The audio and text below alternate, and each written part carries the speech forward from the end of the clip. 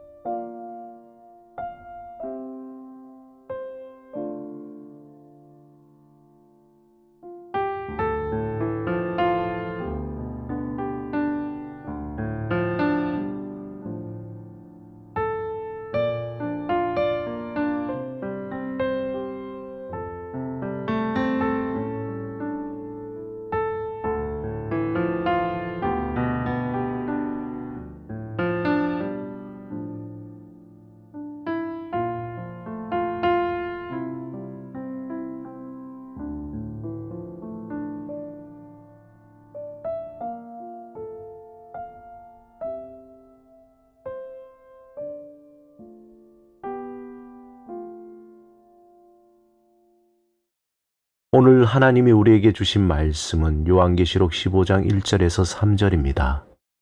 함께 말씀을 읽고 우리에게 들려주시는 하나님의 음성을 듣겠습니다. 하나님의 말씀을 경청하십시오. 또 하늘에 크고 이상한 다른 이적을 보매 일곱 천사가 일곱 재앙을 가졌으니 곧 마지막 재앙이라. 하나님의 진노가 이것으로 마치리로다.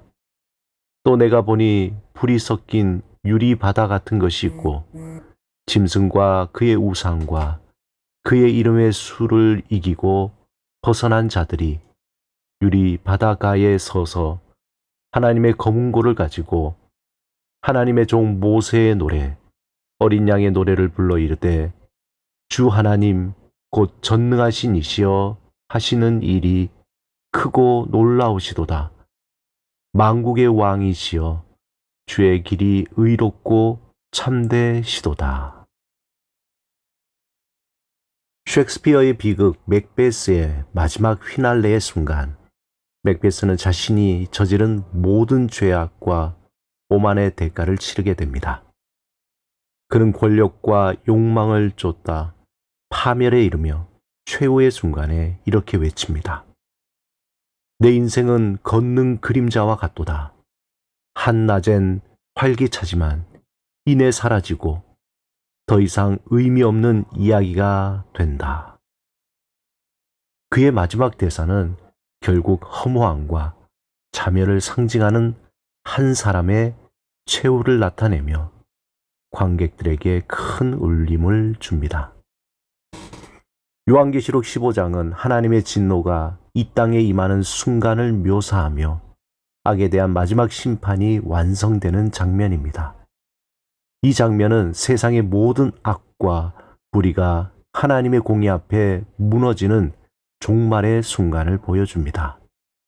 하나님의 심판이 임하는 이 피날레에 하나님께서는 영광과 거룩함으로 나타나시며 세상의 경고와 구원의 메시지를 주십니다. 요한계시록 15장은 하나님의 심판이 완성되는 장면으로 시작됩니다. 1절에 나오는 일곱 재앙은 하나님의 진노가 완성된 순간을 뜻합니다. 일곱이라는 숫자는 성경에서 완전함을 의미합니다. 따라서 마지막 일곱 재앙은 하나님께서 오래 참으시며 기다리신 심판의 완성을 상징합니다. 하나님께서 이 마지막 재앙을 준비하신 이유는 바로 악과 불의가 더 이상 존재할 수 없도록 하시기 위함입니다. 우리는 이 장면을 통해 하나님의 심판이 무작위적이거나 즉흥적이지 않으며 철저히 계획된 공의의 결과임을 알 수 있습니다. 하나님은 선과 악을 구별하시고 죄악을 반드시 심판하시는 분이십니다. 여기에 우리는 이렇게 질문할 수 있습니다. 왜 하나님께서는 심판을 끝까지 기다리셨을까? 그것은 바로 하나님께서 회개의 기회를 주시기 위함입니다. 우리가 요한계시록에서 보는 마지막 재앙의 피날레는 하나님께서 더 이상 기다릴 필요가 없을 정도로 모든 회개의 기회가 주어졌음을 의미합니다. 하나님께서는 오래 참으셨지만 이제는 더 이상 악을 참으시지 않으신다는 겁니다. 2절부터 4절에는 유리 바다 위에 서 있는 성도들이 하나님의 구원을 찬양하는 모습이 나옵니다. 이들은 짐승과 세상의 유혹을 이겨내고 하나님께 충성했던 성도들로서 고난 속에서도 믿음을 지킨 승리자들입니다. 유리바다는 심판과 고난을 상징하지만 그 위에 서 있는 성도들은 그 고난을 이겨낸 승리자들로 묘사됩니다. 그들이 부르는 모세의 노래와 어린 양의 노래는 바로 구원의 노래입니다. 하나님의 위대하심과 의로우심을 높이는 찬양입니다. 이 장면은 고난 중에도 하나님을 신뢰하며 살아가는 자들에게 영원한 승리가 있음을 확신하게 해줍니다. 세상의 힘과 유혹이 성도들을 흔들고 좌절하게 만들지라도 궁극적으로 하나님을 믿고 따라가는 자들은 하나님의 영광 안에 서게 될 것입니다. 그들의 찬양은 하나님께 이루실 구원과 심판에 대한 기쁨과 감사의 표현입니다. 성도들은 이렇게 찬양합니다. 주의 행사가 크고 놀라우며 주의 길이 의롭고 참되도다. 그들이 부르는 이 노래는 우리가 세상에서 경험하는 고난과 싸움이 결코 헛되지 않다는 것을 알려줍니다. 우리는 하나님의 승리를 바라보며 이 땅에서 믿음의 길을 걸어야 합니다. 5절 이후에서는 천상의 성소가 열리고 7 재앙을 담은 천사들이 등장합니다. 이 장면은 하나님께서 성도들의 기도에 응답하시는 모습입니다. 7절에서 금 대접에는 성도들이 올린 기도가 담겨 하나님의 진노로 응답되고 있습니다. 하나님께서는 고난 속에서 올린 성도들의 기도를 결코 잊지 않으시며 그 기도를 심판의 도구로 사용하시는 것입니다. 또한 8절에 등장하는 연기로 가득 찬 성소의 모습은 하나님의 영광과 거룩하심을 상징합니다. 성소가 연기로 가득 차게 된 것은 그 누구도 하나님의 심판을 막거나 피할 수 없다는 것을 보여줍니다. 하나님의 계획이 완성되기 전까지 그분의 심판은 누구에게도 멈춰지지 않을 것입니다.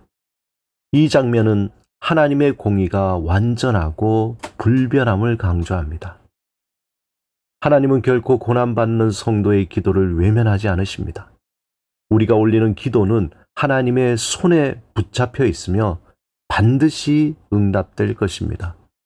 우리의 눈물과 기도는 하나님 앞에 기록되어 있고 때가 되면 그 기도는 하나님의 공의로운 심판으로 나타날 것입니다. 특별히 성도의 기도는 결코 헛되지 않다는 사실입니다. 우리의 기도는 고난 속에서도 하나님의 뜻을 이룰 것입니다.